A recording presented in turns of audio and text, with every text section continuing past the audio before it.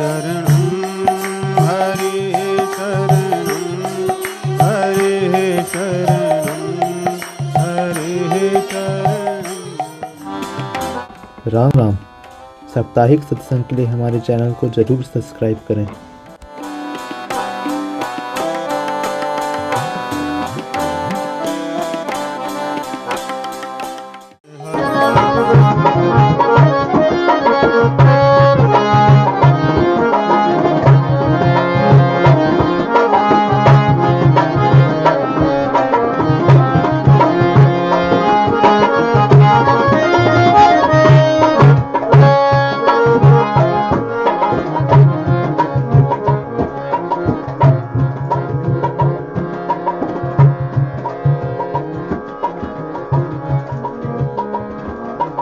श्री राम जय राम जय जय राम, श्री राम जय राम जय जय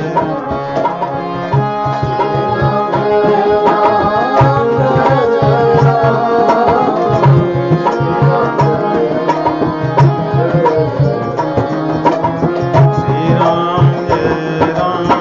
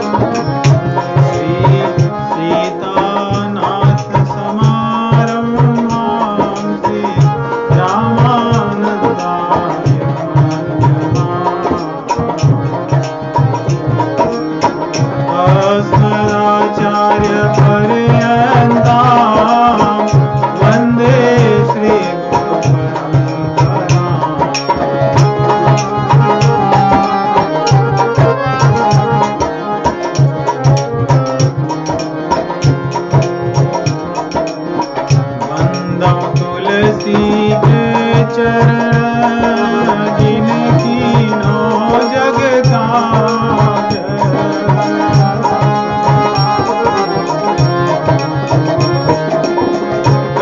समुद्र बुड़त लख्यू प्रगट्यु सब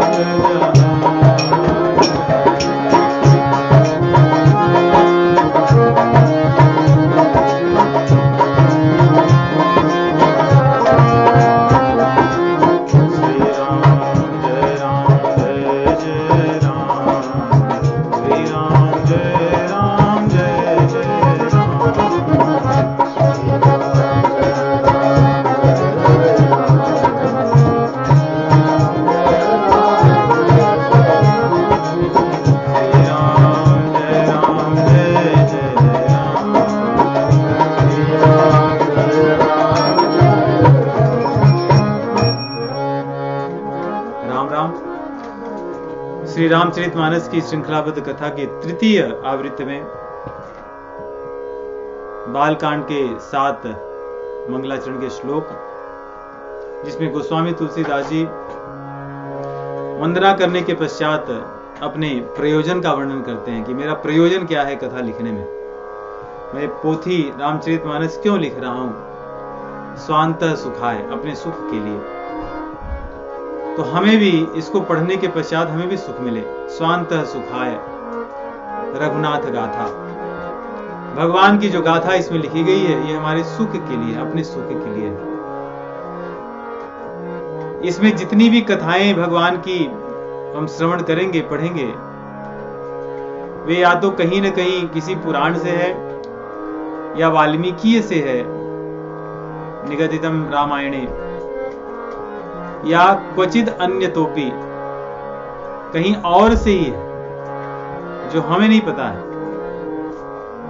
लेकिन वो भगवान शिव जी के मानस पटल पर जो चलती रहती है वो कथा है। कई बार हम लोग सोचते हैं कि रामचरितमानस अर्थात वाल्मीकि रामायण उसका अनुवाद है। लोग यही सोचते हैं अधिकतर, जो रामायण नहीं पढ़े हैं। इसलिए वो कभी कभी पूछते हैं कि वाल्मीकि जी ने ऐसा लिखा था तो गोस्वामी तुलसीदास जी ने लिखा तो गलत लिखा है, अर्थात उन्हें कहते ना कि मुझसे लिखने में भूल हो गई, तो ऐसा लग रहा है उन्होंने कुछ भूल कर दी, तो हम लोग बता रहे हैं कि नहीं अब सुधार लेंगे, नया वर्जन आएगा। ऐसा नहीं है। ये रामचरितमानस किसी भी अन्य रामायण का अनुवाद नहीं है। ये अपने आप में ही भगवान श्री रामचंद्र जी का चरित्र, जो स्वतंत्र चरित्र है, उदात्त है, अनंत है, वही चरित्र गोस्वामी तुलसीदास जी ने लिखा है भगवान शिव जी की प्रेरणा, उनकी कृपा से। और यहाँ पे कुछ कुछ चीजें अन्य तो भी अन्य स्थानों की मिलेंगी, जिनका वर्णन हमें और जगह पे नहीं मिलेगा, रामचरितमानस में ही है। कुछ कुछ रहस्यमय कथाएं जो काकभूषुंडी रामायण में हैं, वो कहीं और नहीं मिलती है। और लक्ष्मण रेखा का प्रसंग भी रामचरितमानस का ही है। तो आगे आरंभ करने के पहले सोरठे के रूप में सबकी वंदना करते हैं पुनः भाषा में। जेहि सुमिरत सिद्धि होई, कह रहे हैं इस ग्रंथ की सिद्धि होगी, प्रसिद्धि होगी, सफलता होगी जय सुमिरत, जिसका स्मरण करने से।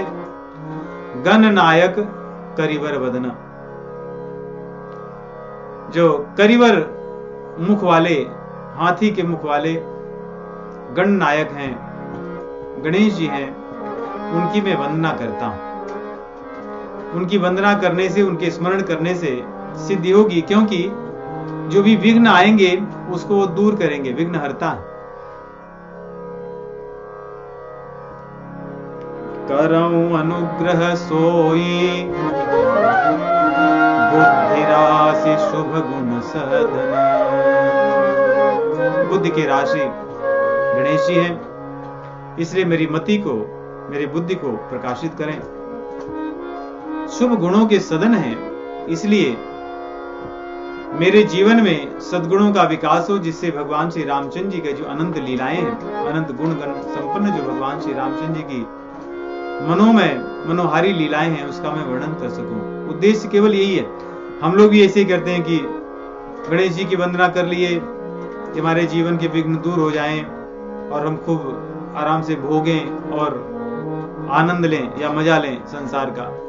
ऐसा नहीं है इनका वंदना। ये भी वंदना गणेश जी की कर रहे हैं, इसलिए जय सुमिरत सिद्धि हो, सिद्धि हो इस ग्रंथ की, सिद्धि हो मेरे मानव जीवन की, सिद्धि हो मेरे संकल्प की, जिसको करके मैं रामचरितमानस लिखने जा रहा हूं, उसके लिए प्रार्थना कर रहे हैं। आगे सूर्य देवता की प्रार्थना करते हैं या गुरु की प्रार्थना करते हैं। वैसे ज्ञानियों में सबसे अग्रगणी हनुमान जी हैं, और हनुमान जी के गुरु जी सूर्य देवता है। यहाँ पे उनकी वंदना है। मूक होई बाचाल, पंगु चढ़ई गिरिवर गहना।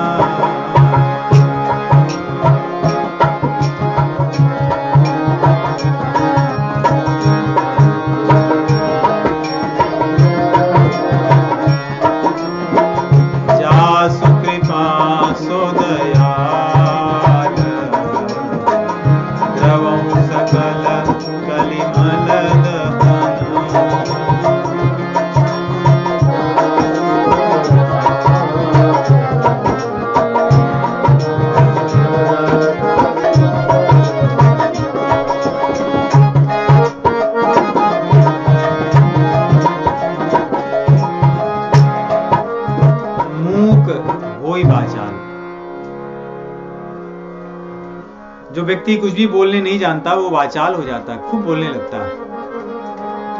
और पंगु चढ़ई गिरिवर गहना, देखिए, एक होता न चलना, एक होता पंगु अर्थात अपंग, हैंडीकैप, फिजिकली चैलेंज्ड।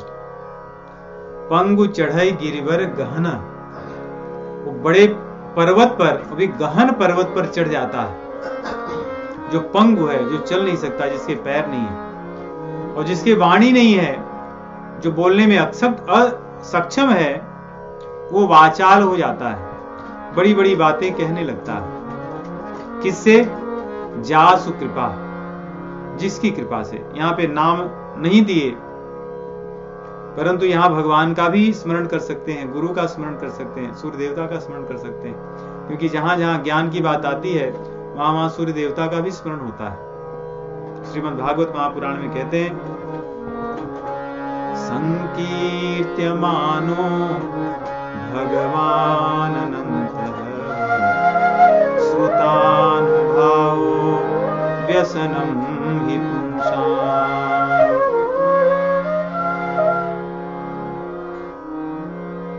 कि संकीर्तमानो भगवान अनंतः श्रुतानुभावो व्यसनम हि पुंसाम् प्रविश्य चित्तं विधुनोत्यशेषं यथा तमोर्को भ्रमिवाति वातः।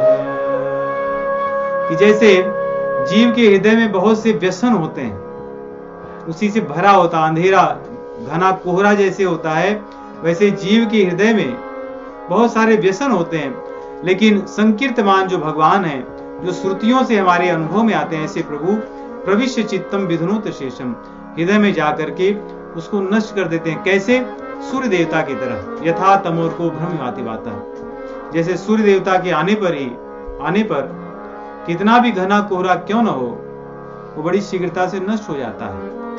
और सूर्य देवता के आने पर ही वायु का संचालन तेजी से या मंद गति से होता है, जिससे बादल जो होते हैं वे भी छंट जाते हैं, जो अंधेरा होता है वो नष्ट हो जाता है। ठीक वैसे ही गुरु की कृपा से या भगवान की कृपा से, इसलिए यहाँ पे सूर्यदेव का भी स्मरण कई आचार्य मानते हैं कि सूर्य देवता की वंदना करते हैं कि आप जीवन के अंधकार को दूर करने वाले हैं। गुरुदेव की वंदना मानते हैं कि आप हमारे हृदय में विराजमान जो अंधकार है उसको नष्ट करने वाले हैं। इसलिए जासु कृपा सो दयाल, जो भी वो दया करने वाले हैं, जिनकी कृपा से सब नष्ट होता है अंधकार, और वाचाल हो जाता है व्यक्ति जो मूक होता है, और पंगु व्यक्ति गिरिवर गहन गिरिवर पर चढ़ जाता है। ऐसे कलिमल के पाप को नष्ट करने वाले मुझ पर कृपा करें, मैं उनकी वंदना करता हूं। भगवान की वंदना करते हैं क्षीर सागर में विराजमान जो नारायण है। नील सरोरुह श्याम तरुण अरुण बारिज नयन,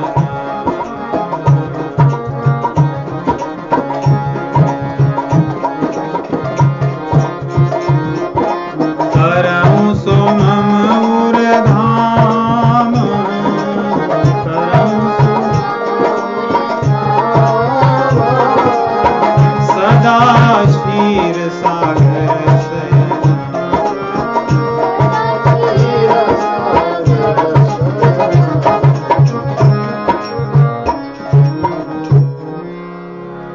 आप मेरे हृदय में विराजमान रहिए। वैसे आप तो दूर हैं, आप ऐसे जगह पे रहते हैं जहां और कोई नहीं रहता। नील सरोरु श्याम तरुण अरुण बारिज नयन, सदा क्षीर सागर सहना। जो क्षीर सागर पर विश्राम करते हैं, तो मेरा हृदय उस पर आकर के आप विराजमान हो जाइए, छोटे स्थान पर आइए और यहां पर आकर के मुझ पर कृपा कीजिए। यहीं इसी को अपना धाम बना लीजिए और यहीं पर रहिए, क्योंकि मैं रामचरितमानस लिखने जा रहा हूं। आप पास में रहेंगे तो मेरा मार्गदर्शन करेंगे। आप तो सर्वत्र कण कण में विराजमान है, आप क्षीर सागर में भी रहते हैं, लेकिन मेरे हृदय में, मेरे पास में रहिए, जिससे मुझ पर आपकी कृपा सदैव होती रहे, जो मैं रामचरितमानस लिखने जा रहा हूं। भगवान शिव जी की वंदना करके उनसे कहते हैं कि मैं बहुत दीन हूं, क्योंकि आपका स्वभाव यही है कि आप दीनों पर कृपा करते हैं। इसलिए जाहि दीन पर नेह। भगवान शिव जी के यदि गणों को आप देखें, जिसको कोई नहीं पूछता उसको सबको बुलाकर रखे। सांप हैं, बिच्छू हैं, जिनको सब लोग मारना चाहते हैं, भगाना चाहते हैं। विष कोई नहीं लेता, उस वस्तु को भी वो धारण किए हुए। धतूरा, भांग इत्यादि जो जीवों के लिए घातक हैं, सभी को शरण दे रखे कि तुम मेरे पास ही रहो तो सबका मंगल होगा, तुम्हारा भी मंगल होगा। नहीं, सांप बिच्छू यदि बाहर रहें तो सब उनको मारते हैं और उनसे भय से लोग डरते हैं, दोनों की हानि होती है।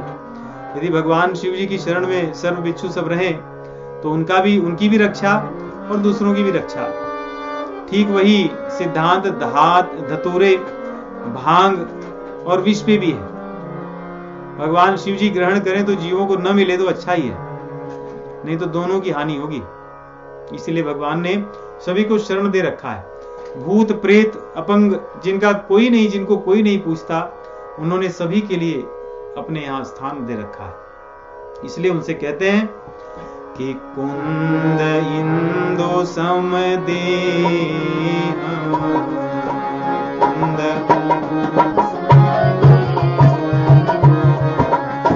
उमारमण करुणामयन,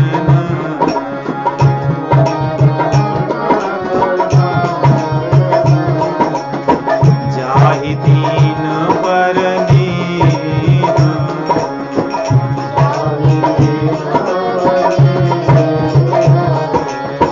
करऊं कृपा मर्दन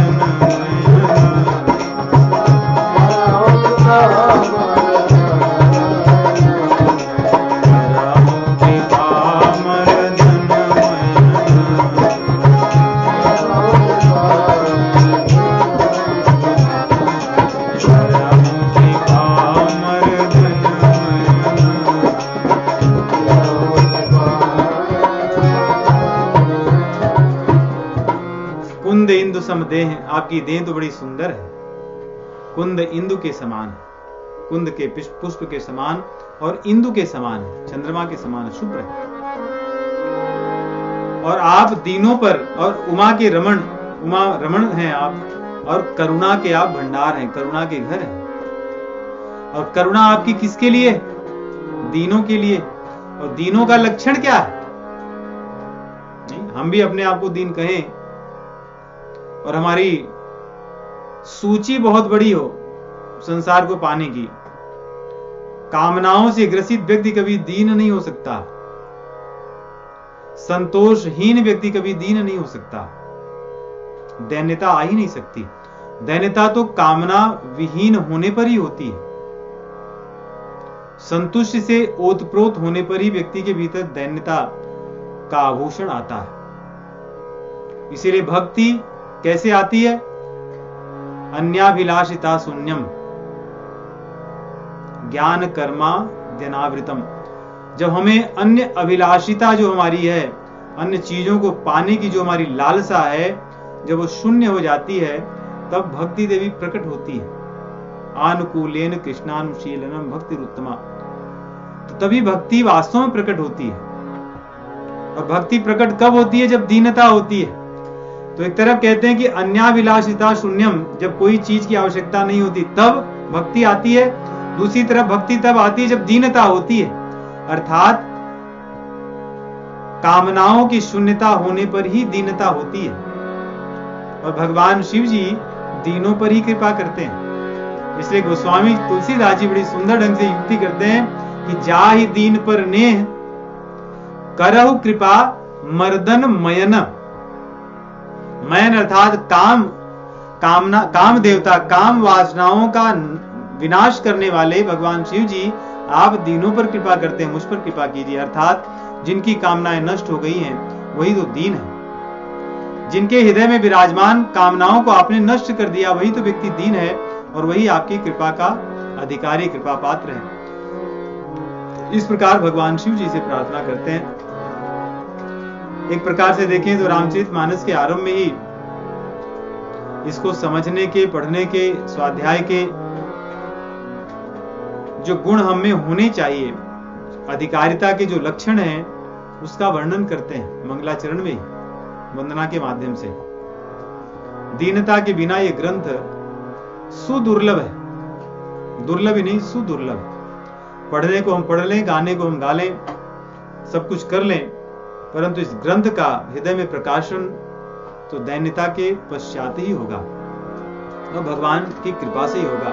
इसलिए कृपा मांग रहे हैं कि करहु कृपा मर्दन मैना, आप कृपा करके मेरी कामनाओं का नाश कर दीजिए। ये मेरी प्रार्थना है आपसे। यहाँ पे प्रार्थना ऐसी है, ऐसा नहीं कि करो कृपा, आप कामनाओं को नष्ट करने वाले हैं, आप मुझ पर कृपा कीजिए, ऐसा नहीं। करो कृपा मर्दन मयन, आप मेरे हृदय में विराजमान कामनाओं को नष्ट करने के लिए आप कृपा कीजिए, नष्ट कीजिए आप। ये ऐसी प्रार्थना जिससे मुझ में दीनता आए। इस प्रकार प्रार्थना करके गुरुदेव की वंदना करते हैं।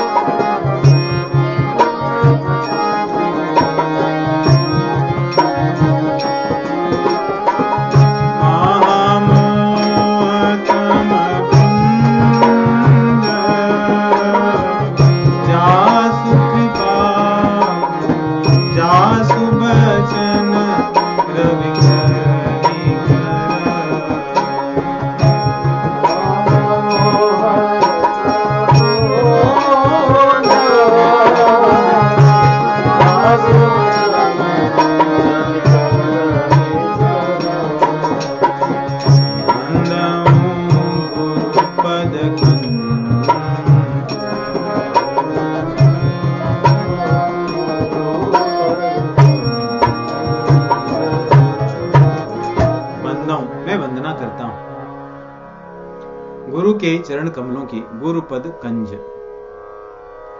कौन है? कृपा के सिंधु है। कृपा के सिंधु क्यों है? क्योंकि हमने उन्हें कुछ दिया ही नहीं, फिर भी उन्होंने मेरे कल्याण के लिए मुझ पर कृपा की है, इसलिए कृपा के सिंधु है। उनकी कृपा कभी नष्ट नहीं होती, उनकी कृपा कभी समाप्त नहीं होती, पूरी नहीं होती। क्योंकि यदि कोई सीमित हो तो शिष्य में, सामान्य जीव में इतने अपराध की वृत्तियां हैं, इतने पाप की वृत्तियां हैं कि अगर कृपा एक सीमित मात्रा में हो तो कुछ दिन में अब होगा कि भाई अब हो गया। अब संसार के संबंधों में यही होता है। नहीं, संसार के संबंधों में खटास यही होती है कि हर व्यक्ति स्वार्थ की कुछ सीमाओं में बंधा रहता है और वो सीमाएं एक न एक दिन टूटती हैं, चाहे जो भी संबंध हो, और फिर उस संबंध में खटास होती है। परंतु गुरु और शिष्य के संबंध में खटास न होने का कारण कृपा सिंधुता है गुरु की, कि कृपा के वो सागर है। वे कभी अपराधों को चित्त में धारण नहीं करते, अपराध वृत्तियों को अपने हृदय में नहीं रखते और कृपा करके क्षमा करते रहते हैं, इसलिए कृपा के सिंधु है। और कौन है? वो नररूप हरि है। भगवान ही मेरे लिए उस स्वरूप में प्रकट हुए हैं। आचार्यं मां विजानीयात् नावमन्येत कर्हिचित्। इसलिए वो कौन है? नर रूप हरि। हरि ही नर रूप में आए। दूसरा, गोस्वामी तुलसीदास जी के गुरुजी का नाम भी नरहरियानंद है, इसलिए उनका नाम वैसे न लिख करके उन्होंने संधि विच्छेद और समास अलंकार लगा करके नर रूप हरि अलंकृत करके उस नाम को वैसे रखा है। क्योंकि गुरु का नाम जैसे है वैसे ही नहीं लेते। बंदऊ गुरुपद कंज, कृपा सिंधु नर रूप हरि,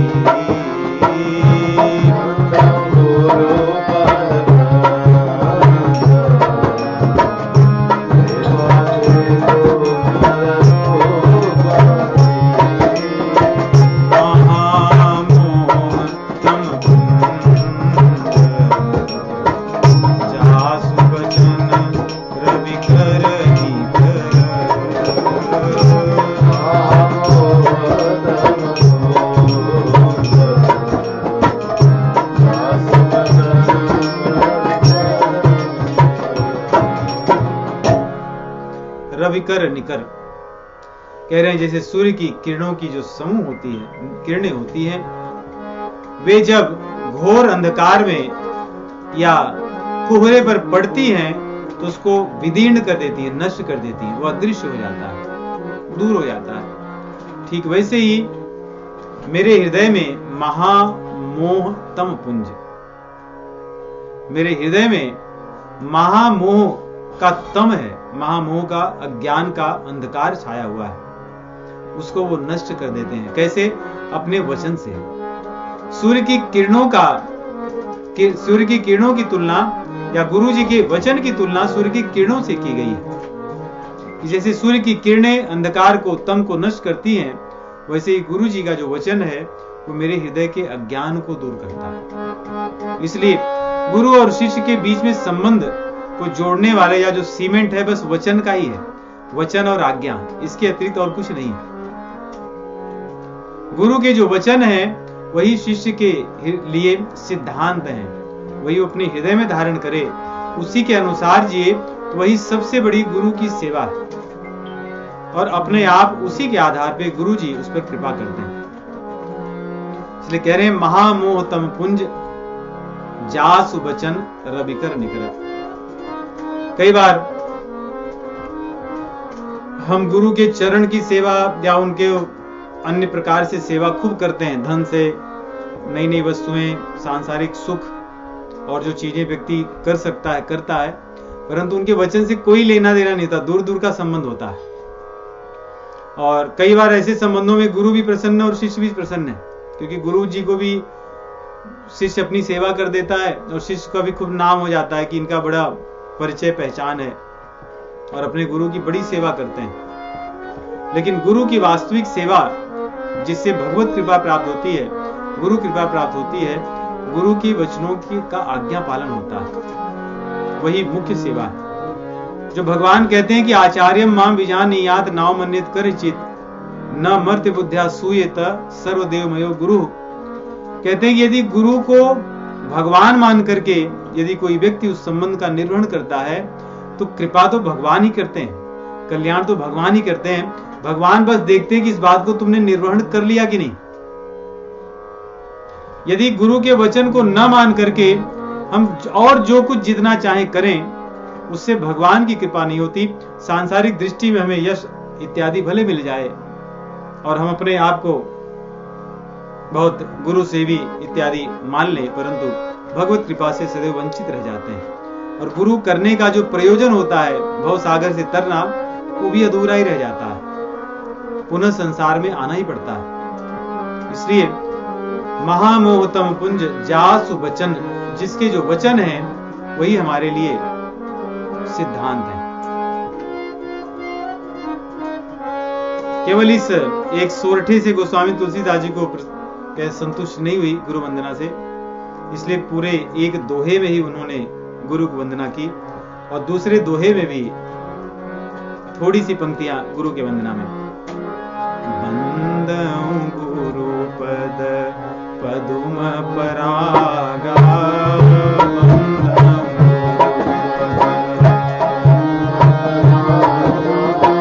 सुरुचि सुवास सरस अनुरागा,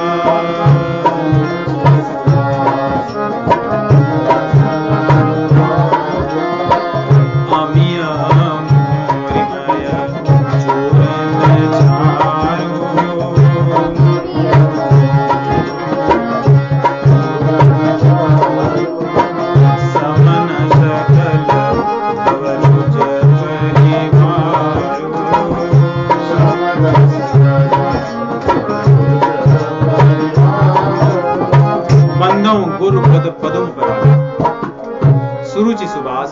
सरस अनुरागा। कह रहे हैं कि गुरु जी के चरण कमलों की रज की मैं वंदना करता हूं। गुरु जी की वंदना नहीं कर रहे हैं, गुरु जी के चरण कमलों की वंदना नहीं कर रहे हैं, गुरु जी के चरण कमलों की रज को प्रणाम कर रहे हैं, उसकी वंदना कर रहे हैं। अर्थात मेरी योग्यता नहीं है कि मैं गुरु जी की वंदना कर सकूं, मुझमें कोई सामर्थ्य नहीं है, उस योग्य में नहीं हूं। क्योंकि गुरु की वंदना कोई नहीं कर सकता, क्योंकि हम सब भगवान की वंदना करते हैं, भगवान भी गुरु की वंदना करते हैं।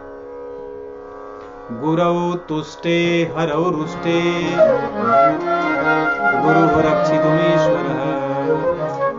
यदि गुरु प्रसन्न हो तो भगवान अधिक रुष्ट नहीं रह सकते, भगवान को प्रसन्न होना ही होगा। ऐसी गुरु की महिमा है। और सर्वे तुष्टा गुरौ रुष्टे न कोपि रक्षितुं क्षमः। यदि सभी प्रसन्न हो, दुनिया के सब लोग, भगवान भी प्रसन्न हो, परंतु यदि गुरु प्रसन्न न हो तो कहते हैं फिर कोई रक्षा नहीं कर सकता। न कोपि रक्षितुम, कोई रक्षा नहीं कर सकता। तो इसलिए कह रहे हैं गुरु जी की महिमा ऐसी है कि मैं गुरु जी की महिमा तो नहीं कर सकता, गुरु जी की महिमा का वर्णन नहीं कर सकता, उनकी वंदना नहीं कर सकता, उनके चरण कमलों की वंदना नहीं कर सकता, परंतु उनके चरण कमलों की जो रज है उसकी मैं वंदना करता हूं। यहां पर एक प्रकार से देखें तो दासानुदास भाव गोस्वामी तुलसीदास जी का है कि मैं उस योग्य नहीं हूं कि मैं उनका दास हो सकूं, परंतु उनके दासों का दास हो सकता हूं। जो चरण रज है उसकी तो मैं वंदना कर सकता हूं। और उसको कैसे? सुरुचि सुबास सरस अनुरागा, वो रस से भरी हुई है, उसी से अनुराग बढ़ेगा भगवान के चरण कमलों में, उसी से रुचि बढ़ेगी, रुचि उत्पन्न करने वाली है। और सुबास, भगवान का जो यश है, भगवान का जो विमल यश है, वो उसी के माध्यम से हम सीख पाएंगे। और हमारे भी जो हमारा जीवन खिलेगा, सुगंधित बनेगा, वो गुरु जी के चरण कमलों की रज की वंदना से ही होगा। नहीं तो सब तुम्हारा जीवन व्यर्थ हो ही जाएगा। गोस्वामी तुलसीदास जी के समय कई बड़े राजा रहे होंगे, उनको कोई नहीं पूछता, उनके वचनों को लोग हृदय में धारण नहीं करते। यहां वहां प्रसंगवश भले उनका कोई नाम जानता होगा, चर्चा हो जाती होगी, परंतु गोस्वामी तुलसीदास जी की लिखी हुई रामचरितमानस को हम अपने सिर पर धारण करते हैं, हम उसकी वंदना पूजा करते हैं, क्योंकि उनका यश सुगंध रूप, यश सुगंध सर्वत्र फैला है, ये गुरु की कृपा से। इसलिए कह रहे हैं सुरुचि सुबास सरस अनुरागा। जो चरण कमलों की रज है, ये रस से भरी हुई है, ये अनुराग से भरी हुई है, या रसीली अनुराग से भरी हुई है भगवान के प्रति, वही मुझे भी प्राप्त होगी, इसलिए मैं उसकी वंदना करता हूं। वैसे तो धूल देखिए वो कष्टदायक होती है, आंखों में जाए तो, कपड़े पे आए तो, परंतु क्योंकि गुरु के चरण कमल की रज है, इसलिए इसकी महत्ता ऐसी है, क्योंकि भगवान के प्रेम से सनी हुई है, भगवान के यश से, सुगंध से सुगंधित है, इसलिए इसको मैं चाहता हूं कि आए, मिले। और है कैसी है? अमीय, ये अमृतमय है, और मूरिमय है, ये संजीवनी है। अमीय मूरिमय चूरन चारु समन सकल भरुज परिवार। आयुर्वेद में दो चीजें होती हैं, एक औषधि होती है, एक अनुपान होता है। औषधि जो चूर्ण होती है, जो पाउडर रूप में, चूर्ण को मधु में मिलाकर, घी में मिलाकर या किसी के साथ मिलाकर खाया जाता है, तो जिसके साथ मिलाते हैं उसको अनुपान कहते हैं। यहाँ पे अनुपान का महत्व नहीं है गोस्वामी तुलसीदास जी का, इसलिए केवल चूर्ण का ही वर्णन करें कि चूर्ण से ही मेरा लेना देना, अनुपान चाहे जैसा हो, लेकिन चूर्ण ही मुझे चाहिए। कई बार चूर्ण कड़वा होता है, इसलिए उसको मधु इत्यादि के साथ खाने की व्यवस्था होती है अनुपान के साथ। अनुपान की बात नहीं कर रहे हैं, कह रहे हैं ये चूर्ण ऐसी है, ये औषधि ऐसी है कि ये अमृतमय है, इसमें कोई कड़वाहट नहीं है। इसलिए मुझे किसी अनुपान की, यहां वहां की बातों की, इसकी कोई आवश्यकता नहीं है। इस अमृत को मैं ऐसे ही ग्रहण करना चाहता हूं। अमीय मूरिमय चूर्ण चारु, बड़ा सुंदर है, बड़ा स्वादिष्ट ये चूर्ण है। और करता क्या है, क्योंकि औषधि चूर्ण किसी न किसी बीमारी को दूर करता है, तो कहते हैं ये बीमारी नहीं, ये बीमारी के सभी परिवार को ही नष्ट कर देता है। समन सकल भवरुज परिवार,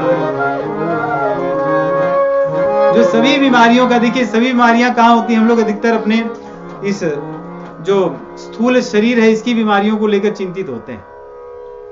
इसके परे एक सूक्ष्म शरीर है, मन बुद्धि चित्त अहंकार, उसकी बीमारी की तरफ तो जीवन बीत जाता हम देखते ही नहीं। और दुर्भाग्य है कि कोई व्यक्ति यदि मान लो किसी को बीपी की समस्या, उसे न पता चलता, कोई बता दे तो बार बार कहता थैंक यू आपने मुझे बता दिया, मुझे तो पता ही नहीं था कि बीपी है, अब मेरा उपचार हो रहा है, आप बहुत अच्छे भले हैं। तो स्थूल शरीर को लेकर व्यक्ति की चेतना तो जागृत है, परंतु सूक्ष्म शरीर को लेकर सोया हुआ है। यदि कोई कह दे कि आप बड़े अहंकारी व्यक्ति हैं, तो उसे बात करना ही बंद कर देगा कि आप मुझे अहंकारी बोले, आप पहले अपना देखिए। तो स्थूल शरीर के परे व्यक्ति की मति तो चलती ही नहीं है, लेकिन उसके परे भी कारण शरीर है जो इस संसार में बांध कर हमें रखा है, अज्ञानता का, तम का, अस्मिता का, राग द्वेष का। कह रहे हैं उस बीमारी को दूर करने वाली ये चूर्ण जो गुरु जी के चरण कमलों की है। समन सकल भवरुज, भव रुज परिवार, रुज अर्थात बीमारी, भव रूपी जो रोग है उसके संपूर्ण परिवार को नष्ट कर देने वाली है। इसलिए मैं गुरु जी के चरण की रज की वंदना करता हूं, और कोई कारण नहीं। मुझे यश प्राप्त करने के लिए नहीं, गुरु जी के साथ फोटो लेकर के यश कमाने के लिए या नाम कमाने के लिए, उनके नाम पर और कुछ करने के लिए नहीं, परंतु भवरुज परिवार को नष्ट करने के लिए उनके चरण कमलों की मैं वंदना करता हूं। और आगे कैसी है ये जो चरण रज है, इसकी क्या महिमा है। सुकृति शंभुतन विमल विभूति,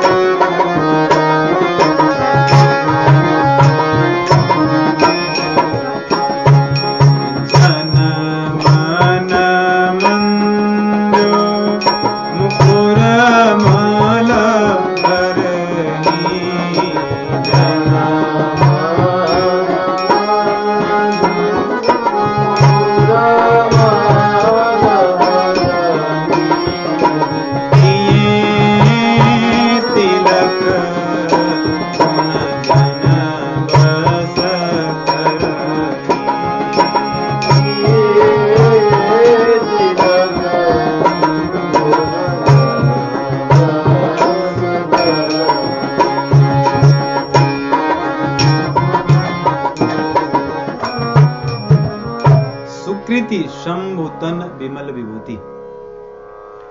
जो पुण्यवान लोग होते हैं उन्हीं को ये विभूति रूपी गुरु के चरणों की रज मिलती है, सभी को नहीं मिलती है। कहते हैं सुकृति अर्थात बड़े पुण्यवान, जिनकी कृतियां बड़ी सुंदर हों, पुण्यमय हों, उन्हीं लोगों को ये विभूति मिलती है। जैसे भगवान शिव जी के शरीर पर जो भूति जाती है उससे उनकी महिमा होती है। लेकिन यहाँ पे उपमा तो है वैसी, परंतु इसको समझना ऐसे है कि जब तक हमारे भीतर सुकृत का पुण्य या पुण्य हमारे भीतर उदय नहीं होगा, गुरु के चरण की रज हमें मिल नहीं सकती। दूसरी, गुरु जी के चरणों की रज मिलने से हम सुकृतवान बन जाएंगे, यदि हमें मिल जाए तो। सुकृत पुण्य, सुकृत संबुतन विमल विभूति, मंजुल मंगल मोद प्रसूति। जिसे मिल जाती है उसके जीवन में मंगल को जन्म देती है, उसका जीवन मंगल में हो जाता है, अर्थात उसका उद्धार सुनिश्चित हो जाता है। इसीलिए गुरु बिनु भवनिधि तरई न कोई, जो बिरंच शंकर सम होई। भवनिधि तरने का कहते कि जहाज पे बैठ जाता है व्यक्ति, अब वो चले ही जाएगा। यत पाद प्लव एक वही भवाम भोदे से तीर्षावताम, कि उसका निश्चित हो गया है कि वो जहाज पर बैठ गया है, पार हो जाएगा। इसलिए इस विभूति की बड़ी महिमा है। या तो इसके मिल जाने पर हम पुण्यवान हो जाते हैं, या जब तक हमारा पुण्य बहुत उदित नहीं होता तब तक ये विभूति हमें, यह भूति हमें मिलती नहीं है। और इसके मिल जाने पर मंजुल मंगल मोद प्रसूति, मोद और आनंद और मंगल, मंजुल मंगल बड़ा आनंद मंगल हमें प्राप्त हो जाता है, जिससे हमारा कल्याण सुनिश्चित हो जाता है। जन मन मंजु मुकुर मलहरणी। भक्तों का जो हृदय है, हृदय रूपी दर्पण पर बैठी हुई जो धूल है उसको ये साफ कर देती है। अब सोचिए इस धूल की कैसी महिमा है। एक धूल से तो दर्पण ढक जाता है, लेकिन इस धूल से जमी हुई जो दर्पण पर मैल है वो दूर हो जाती है। जन मन मंजु मुकुर मलहरणी। मन रूपी जो दर्पण है उसे बैठी हुई जन्म जन्मों से जो वासनाओं की मैल है, जिसके कारण हमें कुछ दिखता नहीं है। यथो दर्पण, भगवत गीता में भगवान कहते हैं कि धूमे ना विरेते बहनी यथा दर्शो मलिन च।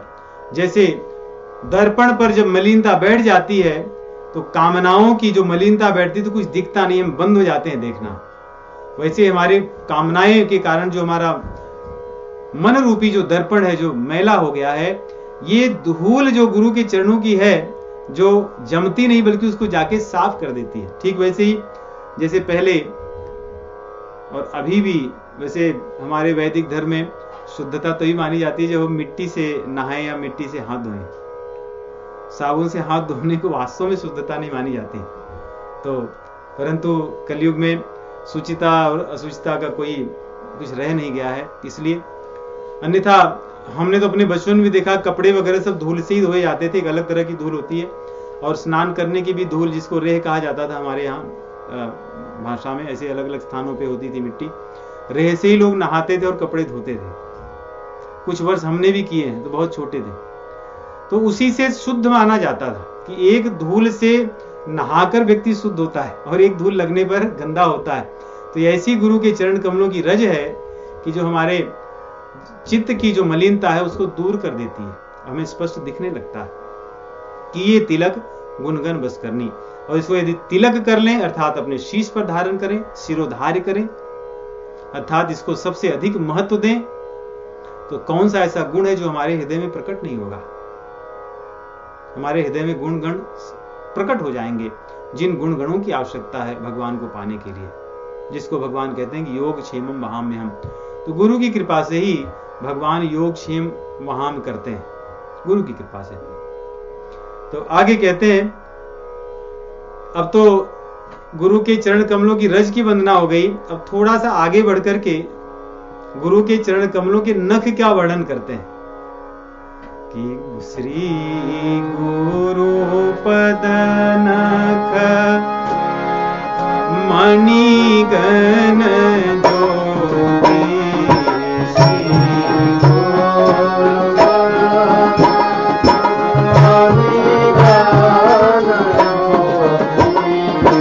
सुमिरत देव दृष्टिया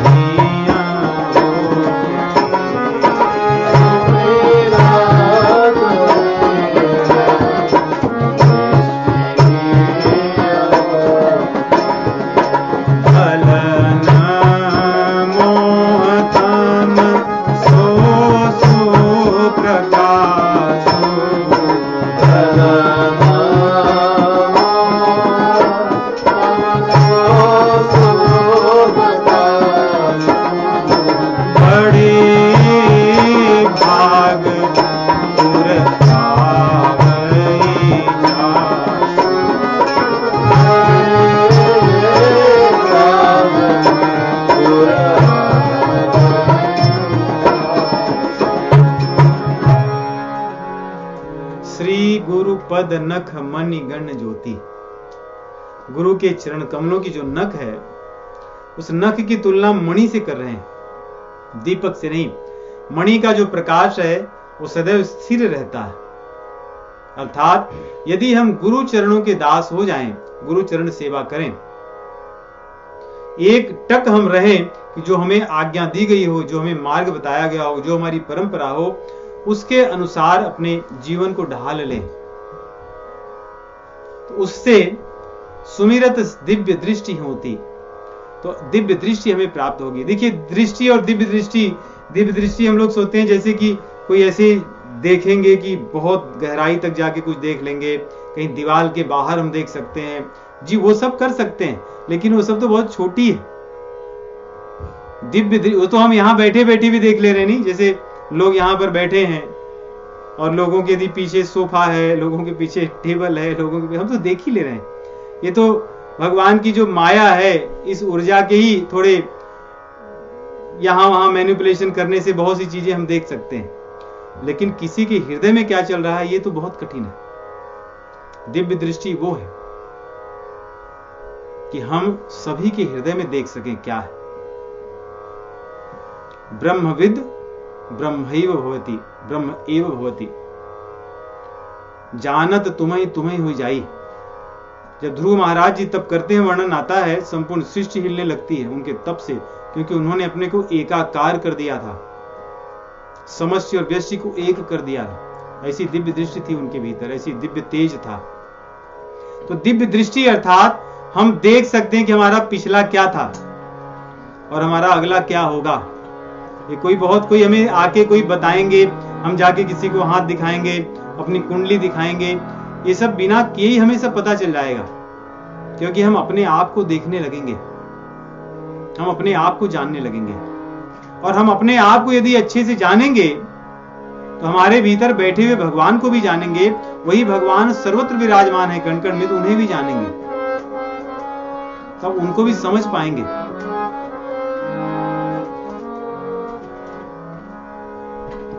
और वही दिव्य दृष्टि है वास्तव में, कि हम अपने भविष्य को भी जान पाए, भूत को भी जान पाए, बिना किसी के बताए। जब गुरु की आज्ञा को हम पालन करते हैं तो हमें ये संसार क्या है पता चल जाता है, इस संसार में हम आए क्यों है पता चल जाता है, हमें आकर के यहाँ करना क्या है भी पता चल जाता है। यदि हम नहीं करेंगे तो क्या होगा ये भी हमें पता चल जाता है, और क्या नहीं करना चाहिए पता। यही दिव्य दृष्टि है वास्तव में, सुमिरत दिव्य दृष्टि ही होती है, और वो हृदय में प्रकाशित होता है। बड़े भाग उर आवै जासु, दलन मोह तम सोच प्रकाशो। जब यही दिव्य दृष्टि हो जाती है, हमें दिखने लगता है कि हम तो इतने कहते हैं कि संसार में हम सुख पाने के लिए दौड़ रहे, मिलता नहीं है। दुख से बचने के लिए हम सब प्रयास करते हैं, लेकिन दुख ही दुख मिलता है। यह दिव्य दृष्टि है। जिस व्यक्ति के बात समझ में आ गई, उसको दिव्य दृष्टि प्राप्त हो चुकी है वास्तव में, अन्यथा तब तक वो अंधेरे में ही है, भले कितना भी पाठ इत्यादि सब करता रहे।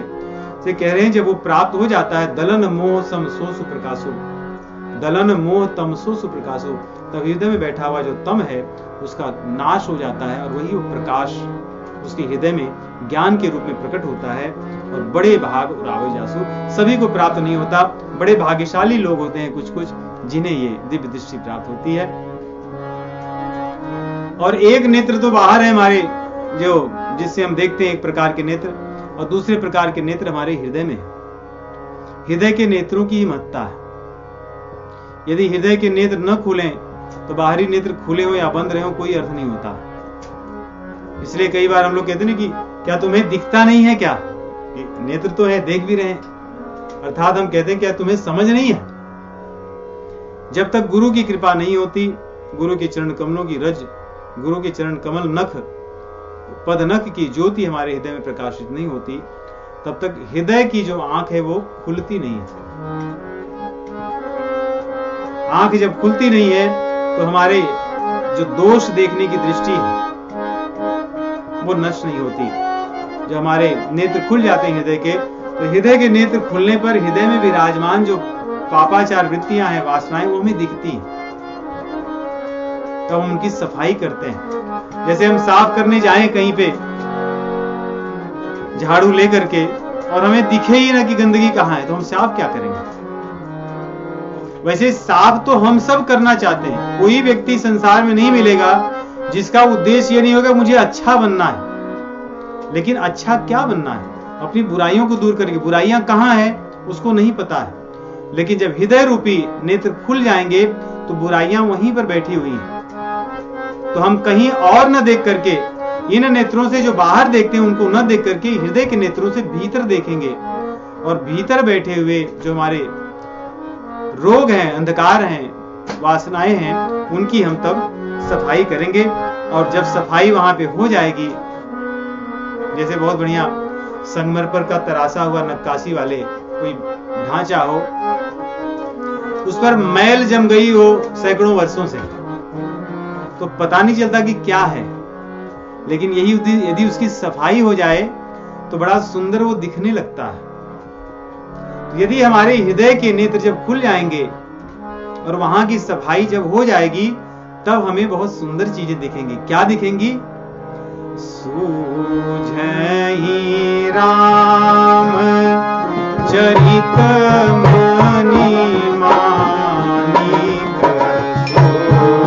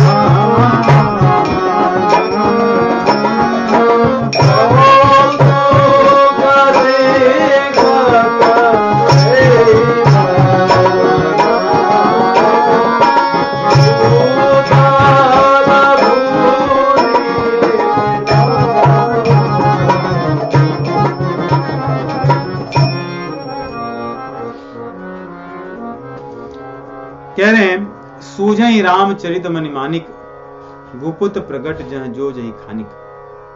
भगवान रामचंद्र जी की लीलाएं, भगवान श्री कृष्ण की लीलाएं वैदिक वांग्मय में, पुराणों में जो गाए गए भगवान के जो चरित्र हैं वे उपलब्ध सभी को हैं, और थोड़े बहुत अधिकतर सभी लोग जानते ही हैं। ऐसा नहीं कि कोई व्यक्ति नहीं जानता। कम से कम हम सब भारत में या भारतीय सभ्यता में पले बड़े लोग निश्चित रूप से भगवान की लीलाओं को जानते ही, रामायण को और भगवान श्री कृष्ण के चरित्र को, भगवान शिव जी के चरित्र को, परंतु उनके रहस्यों को नहीं जानते। इसीलिए उनकी पूजा उपासना करने पर भी हम उनसे दूर हैं, उनकी पूजा उपासना करने पर भी हम दुखी हैं। हमें यही नहीं पता कि हमें क्यों करना है पूजा, क्यों उपासना करनी है, कैसे करनी है। जब तक गुरु का आश्रय नहीं लेंगे तब तक हमें ये बात पता नहीं चलेगी। गुरु के आश्रय पर ही सूझहि रामचरित मणि मानिक। इस मानिक की, इस मणि की पहचान, इसकी मणि की महत्ता तभी पता चलती है। नहीं तो रामायण तो हम पढ़ ही रहे हैं, बहुत से इंटेलेक्चुअल जो लोग भी पढ़ते हैं, परंतु उस मणि का उन्हें ज्ञान नहीं। क्यों पढ़ना है, क्या लाभ है? रामचंद्र जी को हम माने परंतु उनके गुणों को अपने हृदय में न धारण करें तो कोई लाभ नहीं। इसलिए सूझहि रामचरित मणि मानिक, इस मणि की, इस मुक्ता मणि के महत्व को तभी हम समझ पाते हैं जब गुरु के आश्रय को प्राप्त करते हैं, गुरु के चरण कमलों की हम सेवा करते हैं, गुरु के चरण कमलों की रज का आश्रय लेते हैं। और गुप्त प्रकट जहां जो जही खानिक, भगवान के चरित्र कुछ गुप्त भी हैं और कुछ प्रकट हैं। जो गुप्त हैं उनको सब नहीं समझ सकते। ब्रूयु शिष्यस्य स्निग्धस्य गुरुवो गुह्यमप्युत। जो गुरु होते हैं अपने शिष्य के भाव को देख करके छिपी हुई बातों को प्रकट करते हैं। ब्रूयु शिष्यस्य स्निग्धस्य गुरुवो गुह्यमप्युत। अन्यथा ये बात छिपी रह जाती है, प्रकट होती नहीं है। इसलिए गुरु की कृपा से तो हम प्राप्त करते हैं। रामायण को हम सुनते हैं हजारों बार, फिर गुरु के मुख से सुनने की आवश्यकता क्या है? भागवत पुराण को हमने कई बार सुना है, कहानियों में और मूवी वगैरह में भी देखे हैं, मूवी अर्थात जो भी सीरियल वगैरह उसमें भी देखे हैं, परंतु कथा में श्रवण करने का लाभ क्या है कि जो रहस्यमय चीजें हैं उनको हम तभी समझ पाते हैं। और रहस्यमय चीजों को समझाने के लिए गोस्वामी तुलसीदास जी यहाँ पे उदाहरण देते हैं सिद्ध लोगों का। कुछ लोग होते हैं सिद्ध, वो लोग क्या करते हैं कि जैसे भूमि में कहां पर स्वर्ण है वो बता देते हैं।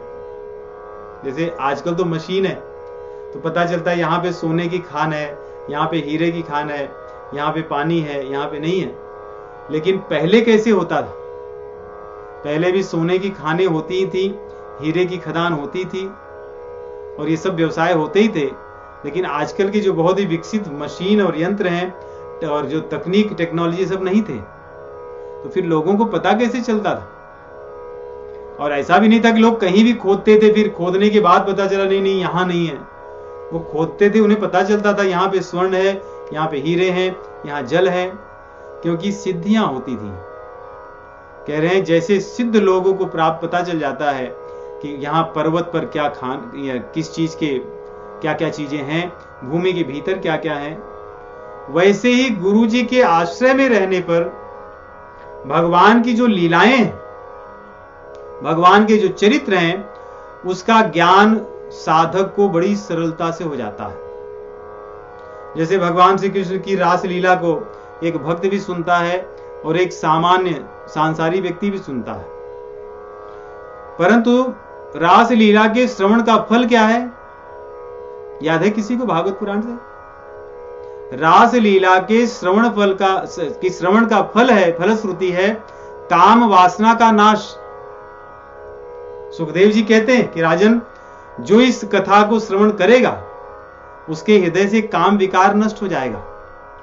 लेकिन सांसारी व्यक्ति सुन करके वो तो उसमें काम वासना का ही दर्शन करता है। तो कथा तो एक ही है, परंतु गुरु के आश्रय प्राप्त करने पर जो गुप्त रहस्य में जो भगवान के चरित्र हैं वे हृदय हमारे प्रकट होते हैं। इसलिए यहां कह रहे हैं कि जैसे पृथ्वी पर, वनों पर और पर्वतों पर मणियां इत्यादि होती हैं, खदानें होती हैं, जो सिद्ध लोग होते हैं उन्हें पता चल जाता है। वैसे ही गुरु के चरण कमल की रज का जो अंजन करते हैं, नेत्रों में आंजन लगाते हैं, अर्थात जिससे उनके नेत्र खुल जाते हैं, गुरु कृपा से वे लोग भगवान के रहस्यमय चरित्र का आनंद ले लेते हैं और अपने जीवन को सफल बनाते हैं। तो इस प्रकार गुरु की महिमा यहीं पर आज हम रोकेंगे, क्योंकि आगे के दोहे में भी है, तो अगले सप्ताह में भी गुरु की महिमा को कह करके फिर आगे के प्रसंग को कहेंगे। 2 मिनट संकीर्तन करेंगे। श्री राम जय जय राम, श्री राम